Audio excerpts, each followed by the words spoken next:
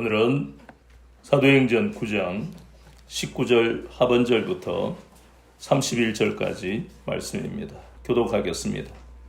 사울이 다메섹에 있는 제자들과 함께 며칠 있을새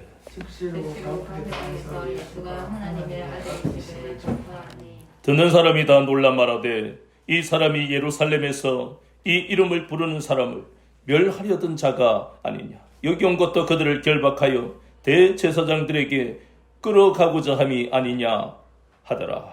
사울은 유다여 예수를 그리스도라 전하여 다메섹에 사는 유대인들을 당혹하게 하니라.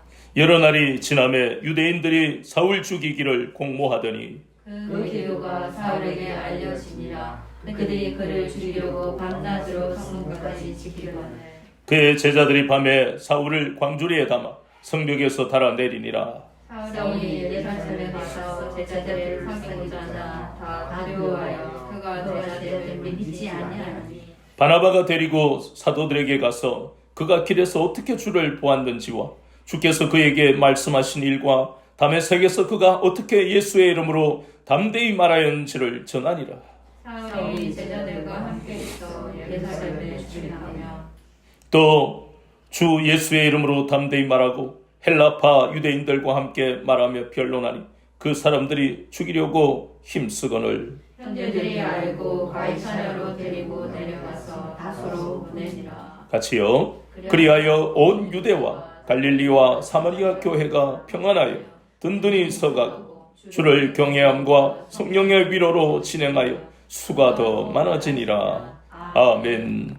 오늘은 사도행전 9장 19절 하반절부터 31절까지 본문을 통해 눈에서 비늘 같은 것이 벗어져 하는 제목으로 두 번째 시각 같이 은혜를 받겠습니다. 지난 시간에 우리가 보았던 것은 이 사울이 그의 삶이 완전히 달라지는 놀라운 역사를 우리가 보았습니다. 그것을 우리가 기독교에서 뭐라고 그럽니까? 회심이라고 하는 겁니다. 유대교를 믿었던 그가 이제 주의 제자들처럼 그리스도인이 되었다는 것입니다. 이 놀라운 변화가 사울에게 일어난 것은 전적인 주님이, 부활하신 주님이 다메섹에서 그를 찾아가셨기 때문입니다. 이 땅에 많은 사람들이 예수님을 아직 믿지 않고 있는 그러한 가족을 두고 있는 그런 사람들이 이 본문의 말씀, 사도행전 9장의 말씀을 붙들고 기도하며 위로를 받지 않습니까? 예수님이 내 사랑하는 누구에게 찾아오시기만 하면 사울이 변하여 바울이 되는 것처럼 놀라운 구원의 역사가 일어날 것을 믿는 믿음으로 이 말씀을 마음에 새기면서 기도하는 사람들이 얼마나 많습니까? 가다가 지칠 때도 있고 포기하고 싶을 때마다 이 놀라운 은혜를 베푸신 주님의 그 놀라운 역사들을 그 마음의 소망으로 품고 있기 때문에 오늘날도 교회에 나오지 않는 그 가족을 향해서 그 소원을 가지고 기도하는 그 사람들에게 오늘도 하나님은 동일한 은혜와 힘을 주실 것을 믿습니다. 아멘. 오늘 우리가 본문에 보는 이 사울은 자신의 힘으로는 그 감겨뜯는 시각장애인 잠깐 주님이 장애가 되도록 만드셨어요. 근데 그 장애를 고칠 힘도 없었고 더더군다나 그의 그 닫혀있는 영적인 눈은 자신의 노력으로 열릴 수가 없습니다. 그런데 하나님은 누구를 사용하셨습니까? 아나니아를 사용하셨습니다. 그 아나니아가 누군데요? 이 사울로 인해서 마음의 분노를 품고 있고 정말 주의 제자들, 자기 형제들을 고통으로 몰아가는 이 나쁜 사울에 대해서 얼마나 마음이 분노가 있었는데 주님이 아나니아에게 찾아오셔서 내가 이 사울로 하여금 이방 땅에 보내 참으로 고난을 통해 너희들에게 그 행악한 그 핍박한 모든 고통 주 예수 그리스도께 한 행동인 것을 깨닫고 너희들을 위해 기도할 것이다. 그 음성을 듣고 난 다음에 아나니아는 위로를 받았어. 사울에게 가서 안수했지 않습니까? 아나니아가 사울에게 안수할 때에 눈을 덮고 있던 비늘이 벗어졌습니다. 우리 모두는 예수 그리스도를 믿고 이렇게 성령님이 기름 부으시면 우리를 붙들고 있는 육신의 정욕과 안목의 정욕과 이생의 자랑에 사로잡혀 살아가던 그 모든 잘못된 가치관과 사고방식의 비늘이 벗어진다는 것입니다. 이것은 사울만의 특별한 은혜가 아닙니다. 우리를 사랑하시는 하나님은 우리 눈의 비늘이 벗어지기를 원하십니다. 그래서 새로운 인생, 고품격의 삶을 살아가기를 원하시는 것이 하나님의 뜻이라는 겁니다. 우리를 인도하시는 그 하나님의 뜻이 바로 거기에 있는 것입니다. 그래야만 우리는 자발적으로 자원해서 증인의 삶을 살게 되어 있는 것입니다. 이렇게 사울이 눈의 장애가 치료가 되고 더더군다나 생각하지도 못했던 영적인 눈이 열리면서 그의 삶, 이제 예수 그리스도만을 섬기고 오직 예수 그리스도의 증인으로 사는 삶을 살게 되었다는 것입니다. 그런데 다메섹에서 우리가 본문에 보면 만나는 사람마다 예수님 믿으세요. 예수님이 우리의 주와 그리스도가 되십니다. 이렇게 하는 것을 보면서 사람들은 사울이 어떤 사람인가를 알고 있는 거예요. 그가 왜 다메섹에 온 줄 그것도 다 알고 있어요. 본문에 보니까 이 사울은 어떤 명령을 받았습니까? 예루살렘에 있는 대제사장들의 명령입니다. 공문을 가지고 왔습니다. 너는 가서 다메섹에 있는 주의 제자라 하는 그 이단들을 잡아서 옥에 가두어라. 이 공문을 받아왔기 때문에 그런 사람인 걸 알고 있는데 남녀를 불문하고 감옥에 가두어 교회를 잔해하던 사람인데 그 사람이 어느 날 갑자기 예수님을 전하고 있는 거예요. 그런 많은 사람들이 저게 미쳤나? 그런 말 안 나오겠습니까? 제정신이 아니다. 그러나 그럼에도 불구하고 사울은 이제 자기의 그 질그릇 같은 인생, 보배로우신 주님이 찾아오셨어. 자신의 인생, 예수 그리스도를 날마다 알아가는 것이 가장 고상한 것을 깨닫고 그 외에 내가 가지고 있는 모든 것들은 배설물로 여기는 사람이었기 때문에 이 사울의 얼굴도 얼마나 빛이 났겠습니까? 그런데요, 이렇게 사람들이 이해할 수 없는 이 모든 것은 그것은 바로 우리에게도 일어났던 일들입니다. 이것은 모두가 예수 그리스도를 인격적으로 만나면 우리 속에 놀라운 변화의 역사가 일어났어. 영혼 구령의 열정을 가지고 예수님이 나의 주와 여러분의 주와 그리스도가 되시는 것을 전하지 않을 수가 없는 거예요. 마음이 뜨거워지기 때문에 정말 누구를 붙들고 내가 받은 이 구원의 감격, 이 뜨거운 이 영혼 구령의 열정을 누구를 만나든 간에 전하지 않으면 견딜 수가 없는 마음이 우리에게 생긴다는 겁니다. 저도 고등학교 2학년 때 어릴 때 다녔던 그 교회는 까마득하게 잊고 살다가 고등학교 2학년 때 인격적으로 예수님을 만나고 그리고 성령 체험을 했습니다. 그때부터 고등학교 2학년, 3학년 이 2년 동안 그 중요한 시기에 저는 버스만 타면 전도자 하나 들고 예수님이 누구신가를 그 버스 안에서 그 많은 사람 앞에 전하, 길거리에 사람이 지나가면 30분 이상 예수님을 믿으라고 그와 또 여러 가지 변증을 하고 대화를 하고 학교 담임 선생님한테는 날마다 찾아가서 예수님 믿으시라고 마음이 뜨거워지니까 견딜 수가 없는 거예요. 남이 어떻게 보는 관계없이 그러한 삶을 살게 하시는 분이 바로 우리 주 예수 그리스도시라는 겁니다.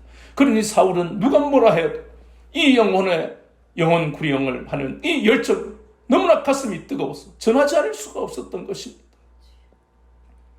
그러면 그가 전한 도대체 예수님은 어떤 분이신가? 계속 우리가 보는 사도들도 예수님은 우리의 주와 그리스도가 되십니다. 베드로의 설교의 핵심이 그것 아닙니까? 주의 제자들도 가는 곳마다 예수님은 우리의 주와 그리스도가 되십니다. 그리고 이 사울도 예수님이 주와 그리스도가 되십니다. 그렇다면 이 의미가 뭐냐? 즉 사울은 오직 두 가지만 전했다는 겁니다. 예수님이 주가 되십니다. 예수님이 그리스도십니다. 이제 이 의미는 앞에 있던 사도들과 주의 제자들과 좀 다른 의미입니다. 왜냐하면 그 복음을 듣는 사람들마다 사울이 누군가를 알기 때문에 그 파괴력이 엄청나다는 것이에요. 그럼 먼저 우리가 예수님이 주가 되신다는 것은 앞에서 우리가 보았던 것처럼 주, 히브리어로 아도나이 하는 것은 하나님을 의미합니다. 하나님. 그런데 유대교에서 유대교를 믿는 유대인들이 이 복음을 들었을 때는 상당히 이게 마음이 복잡해지는 거예요. 왜냐하면 유대교는 유일신이신 하나님만 믿고 섬기는 종교가 유대교입니다.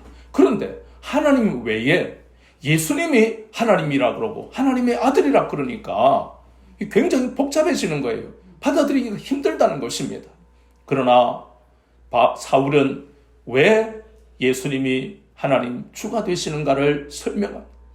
빌보서 2장 6절에 보니까 우리 주님이 어떤 분입니까? 하나님과 동등됨을 취할 것으로 여기지 아니하. 이분이 바로 하나님의 본체, 하나님과 동등된 것이에요. 삼위일체 하나님.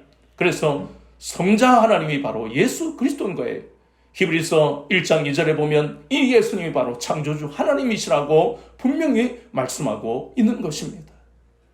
이것이 바로 왜 예수님이 주 하나님이 되시는가 하는 것을 성경적으로 우리가 반드시 알아야 되는 것이고, 그리스도라 하는 것은 이것은 헬라어로 그리스도라 그럽니다. 히브리어로는 유대인들이 그렇게 소망하던 메시아, 이 메시아가 히브리어고 그리스도는 헬라어입니다. 그러니까 예수님은 그리스도, 기름 부음 받은 하나님이 보내시기로 약속하신 메시아이시다. 그것을 지금 전합니다. 그런데 우리가 앞에서 보았다시피 갈라디아서 1장 13절과 14절 말씀에 보면, 빌보서 3장 6절의 말씀에 보면 자기는, 그리고 사도행전 22장에도 자기는 유대교의 열심, 보통 사람보다, 참 성경에 보면요, 그 수식어를 통해서, 그 부사를 통해서 얼마나 사울이 열심이었는가, 특별한 열심이 그에게 있었어요. 유대교에 더욱더 열심이었다. 율법으로는 바리새인이고, 그리고 교회를 핍박하고 잔해했다. 그걸 고백하고 있잖아요. 그렇게 열심이었던 그가 예수님이 누구신가를 전하는 이 놀라운 역사들은 듣는 사람들마다 마음에 충격이 임하지 않을 수가 없는 겁니다. 그러나 우리는 이 사울을 보며 대단한 사람이다, 거기서 끝나는 것이 아니라 저와 여러분의 삶이 바로 그러한 삶을 살고 있지 않습니까? 이 시대의 많은 사람들은 교회를 안 나가고 교회를 다녀도 예수님은 안 믿습니다. 자기 필요와 이익을 따라서 살아가는 참으로 희한한 세상, 무서운 세상이 되어버렸습니다. 이 사울의 삶을 이제는 신화 같은 생각으로 받아들이는 사람들이 얼마나 많은지 모릅니다. 주님은 우리를 사울처럼 찾아오셨어. 이 사울처럼 살게 하시려고 우리에게 오신 겁니다. 그렇게 살아야 진짜 그리스도인이 되는 것입니다. 그리스도인이 된다는 것은 세상의 모든 가치 있는 것보다 예수 그리스도를 우위에 놓는 것이 바로 그리스도를 믿는 그리스도인인 것입니다. 이 사울의 모습이 어느 날 잠깐 찾아오신 그 주님이 처음 내가 예수님을 믿었을 때 뜨거웠던 그 마음으로 끝나서는 안 됩니다. 영원히 주님이 오시는 그날까지 처음 뜨거웠던 그 가슴, 뜨거웠던 영혼구령의 열정, 끊임없이 우리는 매일매일 계속되어야 한다는 것입니다. 그것이 그리스도인입니다. 과거의 사실로 끝나서는 안 되는 것입니다. 그렇게 사울과 우리를 그렇게 만드시기 위해서 본문의 말씀에 보면 23절에 보니까 여러 날이 지나매 그랬습니다. 갈라디아서 1장 17절에 보면 구체적으로 말씀합니다. 여러 날이 지났다는 이 여러 날은 1, 2, 3, 4, 5 같은 숫자로 이렇게 나타내는 의미가 아니고 뭉뚱그렸어. 갈라디아서에 보면 3년이라는 정확한 연수가 나옵니다. 이 3년 동안 뭘 했냐면 주님은 아라비아 사막으로 부르셨어요. 그래서 주님과 교제하면서 복음의 능력을 더 깊이 체험하게 만드셨습니다. 이 3년이라는 세월은 지금까지 그가 알고 있던 헬라 철학, 헬라의 사상, 로마 사람들의 가치관, 유대인들의 그러한 열심, 이 모든 것들이 무너지게 만들었어요. 주님은 이 3년의 훈련을 통해서 사울이 가지고 있던 그 모든 것들이 없어지고 또 사라지는 것이 아니라 그것을 복음을 위해, 증인의 삶을 위해서 능력 있게 사용하게 하시려고 복음을 우선순위에 두고 그 복음의 깊이를 더한 것입니다. 그래서 우리가 특별히 이 3년의 훈련 기간에 우리가 집중해야 되는 이유는 사도 바울이 아시아와 유럽에서 복음을 전할 때마다 항상 부딪히는 문제는 유대 그리스도인들과 이방 그리스도인들이 한 교회 안에서 이러한 율법에 대한 문제로 항상 교회가 분란이 일어났기 때문에, 그리고 유대인들에게도 회당에 다니면서 복음을 전할 때마다 율법에 대한 것이 정리가 되지 않으면 그들에게 복음을 받아들여야 될 이유를 깨닫게 할 수가 없기 때문에, 그래서 하나님은 이 바울이 가지고 있는 깊은 헬라 철학의 그 지식을 사용하셔서 율법과 복음에 대한 것을 정리하게 하셨어요. 그것이 바로 갈라디아서에서 잘 나오는데, 갈라디아서를 보면요, 갈라디아서 3장과 4장에 나옵니다. 3장 24절, 이같이 율법이 우리를 그리스도께로 인도하는 초등교사가 되어, 그러니 이 율법이 존재하는 이유를 정확하게 바울은 이야기하고 있잖아요. 그리고 4장 21절부터 31절까지 비유를 하고 있는 겁니다. 율법과 복음이 뭐냐? 얼마나 어려운 말인데 너무너무 은혜가 되게 풀어놓았잖아요. 율법은 바로 하갈에게서 난 이스마엘이고, 그리고 복음은 바로 하나님이 사라를 통해 약속으로 태어난 이삭이다. 이렇게 비유를 하니까 너무너무 알기가 쉽잖아요. 그리고 거기에 하갈은 어떻게 해라? 30절에 여종과 그 아들을 내쫓으라. 자, 저를 보세요. 그러니까 그렇게 어려운 율법을 정리를 해서, 율법은 내쫓는다, 버린다는 의미가 아니라 바로 예수 그리스도께서 이 땅에 오셔서 복음으로 율법을 어떻게 했습니까? 완성하셨다는 것을 푸는 거예요. 그러니 예수님도 보세요. 마태복음 5장 또 6장 이 말씀에 보면 살인은 하나님 앞에 죄를 짓는 거야. 더 이상 방법이 없잖아요. 살인을 이미 저질렀으니까. 그런데 예수님은 그 살인이 어디에서 오는가, 원천적으로 그 살인을 막을 수 있는 것을 풀어주시잖아요. 미워하지 마라, 그리고 다른 사람의 인격을 모독하지 마라. 여기서부터 살인이 시작이 된다. 율법에서는 이런 말씀이 전혀 없습니다. 단지 살인이 하나님 앞에 죄다라는 거 하고 더 이상 그 살인을 막을 수 있는 방법이 없잖아요.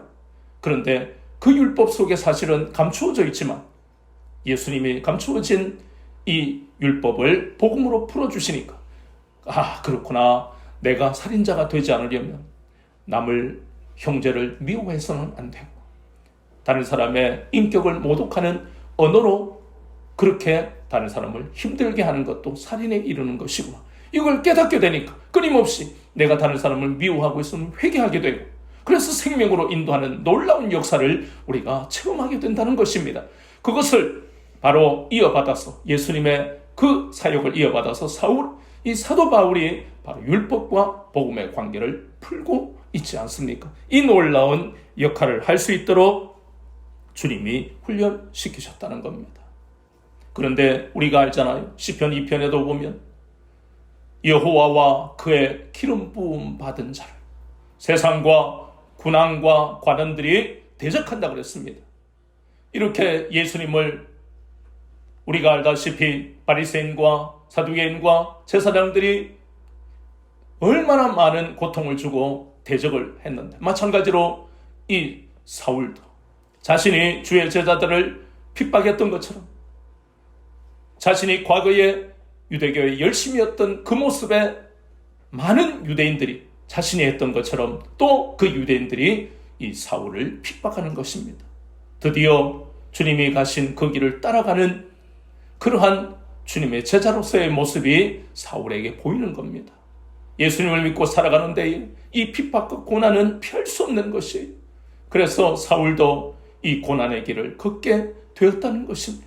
이 고난의 길을 걷고 있다는 것은 오직 주님만 바라보기 때문에 이라는 것이 순종이 되고 또 그 길을 걸어갈 수 있는 겁니다. 하나님은 이 사울을 쓰시기 위해서 아라비아에서 3년을 훈련시키시고 이 고난을 통해 날마다 주님의 걸어가신 그 길을 묵상하게 하셨습니다.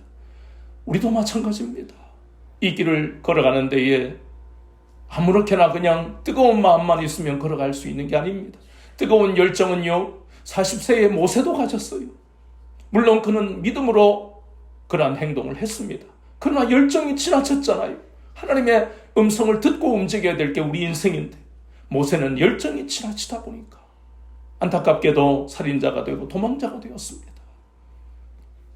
이 땅에 많은 사람들이 이런 훈련을 받지 않으면 저 마가처럼 사도행전 13장에 보면, 그리고 15장에 보면 마가는 참 열정이 많았어요. 왜 열정이 있습니까? 자기 집에서 마가 요한의 다락방에서 성령님이 강림하셨기 때문에 얼마나 뜨겁겠습니까?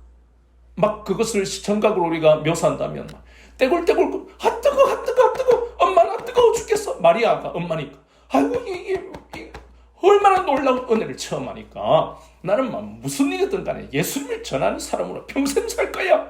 나는 어려움이 와도 무조건 예수님만 따라갈 거야. 이랬던 마가뿐만 아니라 그 마가 요한의 다락방에 있었던 성령 체험을 했던 120명이 모두가 다 그런 마음이 아니었겠습니까? 그런데 안타까운 것은 부자로 살던 그 마가가 1차 선교 여행을 가다가 사도행전 13장에 보면 어떻게 합니까? 아이고 힘들어 죽겠다. 처음에 그 영혼구령의 뜨거운 마음을 온데간데 없고 나 예루살렘 다시 돌아갈래 하고 돌아가 버렸습니다. 그때 그 광경을 본 사도 바울이 얼마나 열통이 터졌겠습니까? 이런 것처럼 우리가 훈련을 받아야 될 이유는 너무나 분명한 것입니다. 훈련을 받아야만 우리가 담대하게 증인의 삶을 살 수 있는 것을 오늘 우리는 이 사울을 통해서 알게 된다는 것입니다. 이 사울은 3년 동안 주님의 훈련을 받고 고난이 시작되는 그 길을 따라가다가 이제 주의 제자들 그리고 사도들과 교제해야 되겠다. 그래서 3년이 지나 바로 예루살렘에 올라갔어요. 근데 사람들이 어떻게 생각하겠습니까? 아니 저 사람이 말이지 주의 제자를 핍박하던 사람인데 어느 날 갑자기 예수님 믿고 돌변했는데 우린 도저히 그걸 받아들이기가 힘들어. 아나니아와 똑같은 그러한 감정이 아직 그 분노의 감정이 사라지지 않았으니까. 그런데 여기에서도 놀라운 역할을 하는 사람이 누굽니까? 바나바가 이 예루살렘에 있는 사도들과 그리고 사울을 중재합니다. 바나바의 그 역할은 항상 피스메이커였잖아요. 항상 이렇게 화목하게 하는 참 하나님이 특별한 은사를 주셨는데 그런데 여기서 우리가 바나바를 통해서 예루살렘의 사도들과 교제하는 놀라운 이 만남이 있었지만 우리가 여기서 깨닫게 되는 것은 그렇구나. 우리가 이 주의 길을 가면 우리는 때때로 생각하잖아요. 너무 고달프다. 참 이렇게까지 내가 해야 하나. 때때로 그런 회의가 우리에게 몰려올 때도 있습니다. 내가 무슨 예루살렘의 사도도 아니고 사도 바울도 아닌데 내가 예수님처럼 이렇게 굳이 이렇게 힘든 일, 험한 삶을 살아야 되나 이런 생각이 한 번씩 우리에게 들어올 때가 있습니다. 사람이기 때문에. 그러나 우리는 사울을 보면서 홀로 가는 것이 아닌 것이 분명한 것을 깨닫게 되는 것이 첫 번째, 그의 영적인 눈이 열린 것은 성령님이 하셨지만 성령님이 누구를 도구로 쓰셨습니까? 아나니아를 도구로 쓰셨습니다. 근데 거기서 끝났습니까? 눈을 열어주신 것뿐만 아니라 그의 모든 그 예루살렘의 사도들과의 관계를 열어주신 분도 성령님이신데 누구를 사용하셨습니까? 바나바를 사용하셨잖아요. 우리의 삶이 이렇습니다. 우리가 홀로 가는 것 같지만 때때로 아나니아 같은 사람을 주님은 보내시고 바나바 같은 사람을 우리에게 보내시고 이것이 바로 시편 84편 5절과 6절에 나오는 말씀이잖아요. 주께 힘을 넣고 그 마음에 시온의 대로가 있는 자들에게는 눈물 골짜기를 만난다 할지라도 많은 샘이 있을 것이고 이른 비가 복을 채워주신다고 분명히 약속하셨잖아요. 과연 사울에게는 주의 길을 가겠다고 결심하고 가고 있는 이 사울에게, 다메섹에서 예수님을 전하는 이 사울에게 하나님은 아나니아와 같이 바나바를 붙이시고 하나님은 모든 것을 예비해 놓으신 것을 우리가 여기에서도 확신하게 되는 그러한 장면이 여기에 있지 않습니까? 그리하여 우리는 31절의 말씀을 보면서 참 우리가 가는 이 길은 이렇게 많은 샘과 이른비를 통해 우리의 가는 길을 축복하시고 부족한 것을 채우시는 것뿐만 아니라 우리에게 결과를 보게 하십니다. 그 결과는 세상과 다릅니다. 하나님의 영광을 보게 하신다는 겁니다. 31절에 바로 그 말씀이에요. 그리하여 온 유대와 갈릴리와 사마리아 교회가 평안하여 든든히 서가고 그랬습니다. 얼마나 놀라운 일, 왜 놀라운 거냐 하면 온 유대입니다. 그냥 유대가 아니라 온 유대. 이 온 유대가 나오는 것은 이 의미를 깊이 생각하게 될 게, 우리가 사도행전 8장 1절부터 5절에 보면 스데반의 순교로 인해 이 예루살렘 초대교회의 대부분의 유대 그리스도인들이 흩어지죠. 흩어집니다. 온 유대와 갈릴리와 사마리아로 흩어집니다. 그런데 그들이 가는 곳마다 역사가 일어나잖아요. 그 대표가 바로 빌립 아닙니까? 사마리아에 가서 8장 8절에 보면 온 성에 기쁨이 넘치게 되는 놀라운 역사. 거기다가 안디옥 교회도 유대 그리스도인들이 복음을 전해서 세워진 교회 아닙니까? 그러니 온 유대와 갈릴리와 사마리아, 이 사마리아에는 또 예루살렘 사도 빌립, 그래서 사마리아에 교회가 생겼습니다. 갈릴리는 그 당시에 예수님 때도 그렇고 그 전에도 갈릴리를 우리는 이스라엘 안에 들어오니까 이스라엘 사람이다라고 생각하지만 유대인들은 그렇게 받아들이진 않았습니다. 저 이방의 갈릴리요 그랬습니다. 그러니까 같은 이스라엘 사람이라고 인식하지 않았어요. 항상 갈릴리 저 사람들은 저급하고 수준도 낮고 무시해버렸습니다. 누구처럼요? 사마리아 사람들처럼. 그러니까 갈릴리에 사는 사람들은 항상 천대받았어요. 오죽하면 예수님의 제자의 99%가 북부 갈릴리, 그것도 갈릴리의 북부에 얼마나 무시당하는 사람들이 예수님을 전하니까 사람들이 얼마나 더 무시했겠어요. 그랬던 그들이 또 여기에 복음이 들어오니까 그 천대받던 갈릴리에 복음이 들어가고 사마리아에도 복음이 들어가고 온 유대와 갈릴리와 사마리아 교회가 든든히 서가고 사도행전 1장 8절에 주님이 하신 명령, 이렇게 여기에서 역사가 나타나는 놀라운 것을 우리가 보게 된다는 것입니다. 핍박받던 흩어진 유대 그리스도인들이 가는 곳마다 예수님을 전해서 이렇게 교회가 든든히 세워져 가고 다시 예루살렘 교회가 부흥하는 놀라운 역사가 일어나지 않습니까? 거기다가 주를 경외함과 성령의 위로로 진행하여, 그러니까 교회가 나아갈 길을 정확하게 말씀하고 있는 것입니다. 오늘날의 교회가 어떠해야 되는가? 사람을 추종하는 그런 고린도 교회의 문제점을 우리가 마음에 새기면서, 그렇다면 오늘날 교회는 바로 두 가지, 주를 경외함과 그리고 성령의 위로가 교회에 있어야만 그 교회에 날마다 생명의 역사가 일어난다는 것을 깨닫게 합니다. 주를 경외하는 것은 우리 주 예수 그리스도의 다스리심을 받는 교회와 신앙생활을 해야 된다는 것을 알게 하시고 예수 그리스도의 다스림과 복종이 우리에게 필요하다는 것입니다. 아멘. 또 성령의 위로로 하는 것은 바로 성령님이 운행하시는 교회와 신앙인이 되어야 된다는 것입니다. 예수 그리스도의 다스리심을 받고 예수 그리스도께 복종하고, 그 이유는 우리가 빌립보서에서 봤잖아요. 하늘에 있는 것이나 땅에 있는 것이나 땅 안에 있는 모든 것이 예수님께 무릎을 꿇게 되어 있는 거예요. 예수님은 바로 창조주 하나님이시니까 아멘. 우리가 주님의 다스리심을 받고 복종해야만, 그래야 우리의 삶과 신앙이 날마다 하나님의 영광으로 충만해지는 것이고 교회는 아멘. 날마다 생명의 역사가 일어나게 되어 있는 것입니다. 아멘. 성령의 위로는 성령님의 운행하심을 의미합니다. 성령님이 역사하셔야만 생명의 역사가 일어나는 것입니다. 그렇게 여기서 진행한다는 것은 그렇게 나아가야만 되는 것이다. 최종 목표는 바로 우리가 알다시피 마태복음 28장 19절 20절에서 너희는 가서 모든 민족을 제자로 삼아 아버지와 아들과 성령의 이름으로 세례를 주고 내가 문반 모든 것을 가르쳐 지키게 하라. 마가복음 16장 15절에 온 천하에 두루다니며 복음을 전파하라.